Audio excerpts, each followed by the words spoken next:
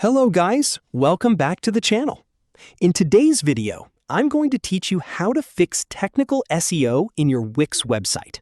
Let's get started. First, open your browser and head over to wix.com. Sign into your account if you haven't already. Once you're logged in, you'll see all of your websites. Select the website you want to optimize to open the Wix editor. Inside the editor, direct your attention to the left-hand side of the screen. Click on the Pages and Menu icon to display all the pages on your website. This is where you can manage your site's structure, which plays an important role in both user experience and search engine optimization. Next, locate the page you want to optimize. Click the three-dot menu beside the page name to reveal additional options. From here, select SEO Basics.